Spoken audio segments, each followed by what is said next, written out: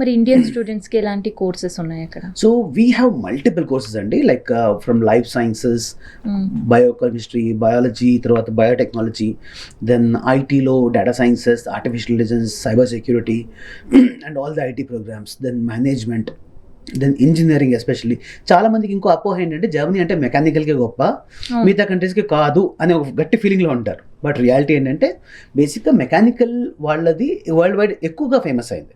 But apart from that ఈరోజు IT industry చూసుకుంటే చాలా మటుకు ఐటీ కంపెనీస్కి మళ్ళీ ఎండ్ యూజర్ వీళ్ళే. అంటే ఐటీ వాళ్ళు చేసే ప్రాజెక్ట్స్ అన్ని ఇండస్ట్రీస్ కోసమే కదా. So being such a small country, ఇంతకుముందు చెప్పినట్లు it is actually highly density of industries ఉన్న కంట్రీ కాబట్టి వీళ్ళకి ఎక్కువ అప్లికేషన్స్ ఎక్కువ ఉంటాయి. దాని ద్వారా ఐటీకి కానివ్వండి, ఆర్ ఎలక్ట్రానిక్స్ కానివ్వండి, మెకానికల్ కానివ్వండి, or fashion designing, or management, what are the field you are into, you should be having better understanding about the subject, then your field is in demand in Germany. దానికి reason ఏంటంటే Germany is suffering with negative population.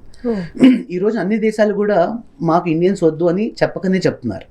కానీ Germany ఈరోజు కూడా actually last month Germany మన ministry of foreign affairs వాళ్ళు వచ్చి మన జయశంకర్ గారితో బెంగళూరులో ఒక మీటింగ్ చేసుకుని ఒక ఎంఓయూ చేసుకున్నారు ఇండియాతోటి. ఏంటంటే మీ పిల్లలకి మేము గ్రాటిస్ వీసా ఇస్తాం. గ్రాటిస్ వీసా అంటే ఫ్రీ వీసా అనమాట.